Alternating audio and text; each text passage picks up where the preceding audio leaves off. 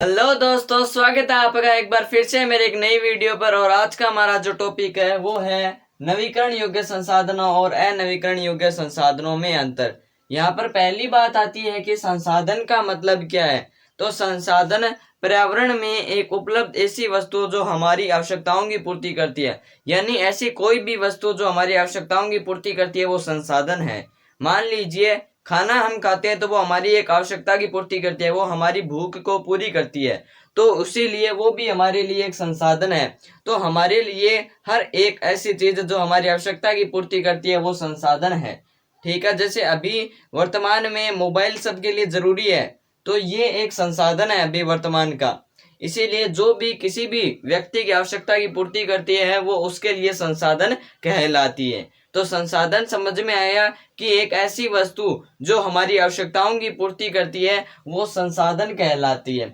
आज हम पढ़ेंगे कि नवीकरण योग्य संसाधन और अनवीकरण योग्य संसाधनों में क्या अंतर है। यहाँ पर नवीकरण और अनवीकरण इन नाम ये नाम क्या है। तो नवीकरण का मतलब है जिन्हें पुनः बनाया जा सके, और अनवीकरण मतलब जिन्हें पुनः नहीं बनाया जा सकता। तो इन संसाधनों और इन संसाधनों में अंतर क्या है, आज हम यही पढ़ने वाले हैं। संसाधनों को कई आधारों पर कई प्रकार में बांटा जाता है, और उसी श्रृंखला में हम समाप्ति के आधार पर नवीकरण योग्य और अनवीकरण योग्य संसाधनों में अंतर समझेंगे कि इन दोनों में अंतर क्या है। ठीक है, तो धीरे धीरे समझेंगे। नवीकरण योग्य संसाधन है जो इन्हें हम गैर परंपरागत संसाधन भी कहते हैं, गैर परंपरागत संसाधन भी कहते हैं। और जो अनवीकरण योग्य संसाधन है इन्हें हम परंपरागत संसाधन भी कहते हैं, क्योंकि हम इन्हें परंपराओं से यूज करते आ रहे हैं, हम इन्हें बहुत सालों से यूज करते आ रहे हैं। ठीक है, इनका रीजन आपको आगे आएगा जैसे जैसे हम आगे बढ़ेंगे। अगला अपना अंतर है इन्हें पुनः बनाया जा सकता है। जो नवीकरण योग्य संसाधन है इन्हें पुनः बनाया जा सकता है।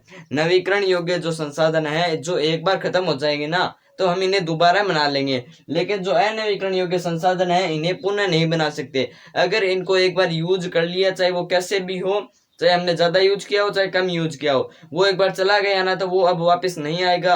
अब हम उसे वापस नहीं बना पाएंगे। तो अनवीकरण योग्य संसाधनों को हम पुनः नहीं बना सकते चाहे कितने भी कोशिश कर ले, और नवीकरण योग्य संसाधनों को हम पुनः बना सकते हैं। ठीक है, नवीकरण योग्य संसाधनों का जो निर्माण है वो पिछले कुछ दशकों मतलब 10 सालों में, पिछले कुछ 10 सालों में, यानी जैसे जैसे 10 साल बीते, यानी कुछ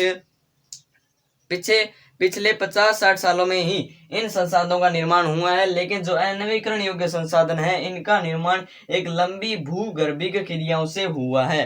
लंबी भूगर्भी मतलब भूगर्भ में हुई, पृथ्वी के भूगर्भ में हुई, भूमि के गर्भ में हुई हलचल से हुई जो प्रक्रियाएं हैं उन्हीं से इन संसाधनों का निर्माण हुआ है। अनवीकरण योग्य संसाधन का एक उदाहरण है यहाँ पर पेट्रोल। तो पेट्रोल का निर्माण कैसे हुआ है, पृथ्वी में ताप व अन्य क्रियाओं के द्वारा पेट्रोल का निर्माण हुआ है। तो पेट्रोल क्या है, पेट्रोल एक बार खत्म हो जाता है ना। उदाहरण के साथ समझाता हूँ, देखिए यहाँ पर जो पुनः नहीं बनाया जा सकता है इस बात को समझे कि जैसे हम एक बार पेट्रोल डलाते हैं तो हमें दोबारा डलवाना पड़ता है। क्यों ना हम उसे दोबारा नहीं बना सकते, नहीं, हम उससे दोबारा नहीं बना सकते, इसीलिए हमें उससे दोबारा डलवाना पड़ता है। तो अनवीकरण योग्य संसाधनों को पुनः नहीं बनाया जा सकता, और ये एक लंबी भूगर्भिक क्रियाओं से बने होते हैं, जबकि ये पिछले ही कुछ दशकों में बने होते हैं। ठीक है, नवीकरण योग्य संसाधनों का अगला जो है अंतर वो है इन्हें पुनः प्रौद्योगिकी द्वारा लाया जा सकता है, जबकि अनवीकरण योग्य संसाधन एक बार के प्रयोग के साथ खत्म हो जाते हैं। पेट्रोल का उदाहरण है आपके सामने, एकदम बेस्ट उदाहरण है। अगला अंतर है ये कम पर्यावरण प्रदूषण फैलाते हैं। इसका अगर जो उदाहरण ले तो वो ले लेते हैं, मान लीजिए वो ले लेते हैं हम सौर ऊर्जा। जो सौर ऊर्जा अपना उदाहरण है वो हम इसका ले लेते हैं कि जो नवीकरण योग्य संसाधन है उसमें एक सौर ऊर्जा है जिसे हम पुनः बना सकते हैं। तो अब यहाँ पर मुझे ये एक बात बताइए कि ये जो कम पर्यावरण प्रदूषण फैलाते हैं, जैसे हम सोलर प्लेट लगाते हैं तो वो क्या कोई प्रदूषण फैलाती है? वो कोई प्रदूषण नहीं फैलाती है, वो कुछ भी प्रदूषण नहीं फैलाती है। तो नवीकरण योग्य जो संसाधन है वो बहुत ही कम प्रदूषण फैलाते हैं, न के बराबर फैलाते हैं, कभी कभी फैलाते हैं वरना नहीं फैलाते। तो जो नवीकरण योग्य संसाधन है उनसे हमारा पर्यावरण भी शुद्ध रहता है, लेकिन जो अनवीकरण योग्य संसाधन है ये अधिक प्रदूषण फैलाते हैं। आपने पेट्रोल का प्रयोग किया होगा। आप जैसे ही मोटरसाइकिल चलाते हैं तो आप उसमें पेट्रोल डलवाते हैं, और जैसे ही आप चलाते हैं तो उसमें से पीछे काला धुआं निकलता है। तो उस काले धुएं में बहुत सारा प्रदूषण वाला होता है, उसमें बहुत सारी प्रदूषित गैसें होती हैं। तो अनवीकरण योग्य संसाधनों से बहुत ज्यादा प्रदूषण फैलता है, जबकि नवीकरण योग्य संसाधनों से बहुत कम ही प्रदूषण फैलता है। ठीक है, उदाहरण मैंने आपको बता दिया है सौर ऊर्जा व पवन ऊर्जा की। जो सौर ऊर्जा पवन ऊर्जा उन्हें हम पुनः बना सकते हैं, ये आपके सामने स्पष्ट उदाहरण है। इनका निर्माण पिछले ही कुछ दशकों में हुआ, ये हमें पता है। इन्हें पुनः प्रौद्योगिकी यानी सोलर प्लेट को हम और बना सकते हैं ना, एक सोलर प्लेट टूट गई तो हम उसे दोबारा बना सकते हैं, तो इन्हें पुनः प्रौद्योगिकी के द्वारा लाया जा सकता है। ये कम पर्यावरण प्रदूषण फैलाते हैं।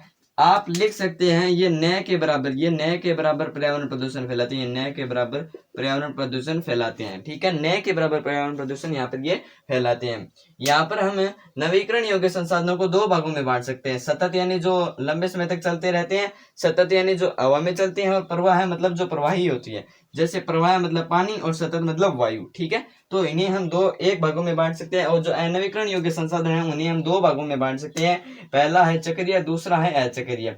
चक्रीय मतलब जिन्हें हम पुनः एक आकृति में से दूसरी आकृति में डाल सकते हैं, जबकि अचक्रीय मतलब प्राकृतिक गैस, पेट्रोलियम या जीवाश्म ईंधन या जीवाश्म ईंधन जो है वो अचक्रीय का उदाहरण है। अनवीकरण योग्य संसाधनों को हम दो भागों में बांट सकते हैं, चक्रीय संसाधन और अचक्रीय संसाधन। चक्रीय संसाधन वे संसाधन जिन्हें हम पुनः चक्रित कर सके हैं, जिन्हें हम एक आकृति में दूसरी आकृति में बदल सकते हैं। जैसे अगर कोई सोना धातु है तो हम एक बार तो हमने उसका जो है हार बनवा लिया, और दूसरी बार हमने उसकी कोई रिंग बनवा ली, तो वो चक्रित हो रही है।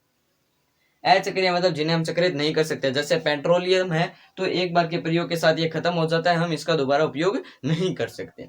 ये अंतर है नवीकरण योग्य और अनवीकरण योग्य संसाधनों में अंतर। एक बार फिर से मैं आपको एग्जाम्पल के द्वारा समझा देता हूँ, एक एक एग्जाम्पल लेके कि नवीकरण और अनवीकरण योग्य संसाधनों में क्या अंतर है। देखिए, इसमें हमने उदाहरण लिया है सौर ऊर्जा का, और इसमें हमने उदाहरण लिया है पेट्रोल का। ठीक है, इन्हें पुनः बनाया जा सकता है। क्या सौर ऊर्जा को पुनः बना सकते हैं? दिन में हर रोज चार्ज होती है और रात को जलती है। ठीक है, बना सकते हैं। इन्हें पुनः नहीं बना सकते। क्या आप पेट्रोल को घर पर बना सकते हैं? क्या आप पेट्रोल को किसी कंपनी में बना सकते हैं बिना भूमि से निकाले कुछ पदार्थ? तो इन्हें भूमि से कुछ पदार्थ निकालना जरूर होता है। इनका निर्माण पिछले कुछ दशकों में हुआ है, ये तो हमने देखा ही है। इनका निर्माण लंबी भूगर्भीय क्रियाओं से हुआ है। पेट्रोल का निर्माण जो है वो बहुत ही लंबी भूगर्भीय क्रियाओं से हुआ है, 400-500 सालों से, कोई लाखों वर्षों से। इन्हें पुनः प्रौद्योगिकी द्वारा लाया जा सकता है। सोलर प्लेट अगर टूट गई है तो हम उसे दोबारा बना सकते हैं। ये एक बार के प्रयोग के साथ, पेट्रोल एक बार के प्रयोग के साथ खत्म हो जाता है। ये कम पर्यावरण प्रदूषण फैलाते हैं, ये न के बराबर पर्यावरण प्रदूषण फैलाते हैं। लेकिन जो पेट्रोल होते हैं उसको जैसे हम चलाते हैं तो वो गाड़ी से पीछे काला धुआं छोड़ते हैं, जो कि प्रदूषण फैलाते हैं। इन्हें दो भागों में बांटा गया है, सतत और प्रवाह। इन्हें दो भागों में बांटा गया है, चक्रीय और अचक्रीय। चक्र में धातुएं आती है और अचक्रीय में जीवाश्म ईंधन आते हैं। नवीकरण योग्य संसाधनों के उदाहरण लिख लीजिए, सौर ऊर्जा, पवन ऊर्जा, जल ऊर्जा। अनवीकरण योग्य संसाधनों के उदाहरण लिख लीजिए, जीवाश्म ईंधन, प्राकृतिक गैस, पेट्रोलियम, कोयला, ये सब अनवीकरण योग्य संसाधनों के उदाहरण हैं। तो अंतर कैसे लगे, डिफरेंस समझ में आए कि नहीं आए? और अब यहाँ पर आपको हर टॉपिक से संबंधित वीडियो मिल जाएगी, चाहे वो किसी भी सब्जेक्ट का टॉपिक हो। तो चैनल को जरूर सब्सक्राइब करें, क्योंकि यहाँ पर आपका ज्ञान हर रोज कुछ ना कुछ बढ़ता ही है।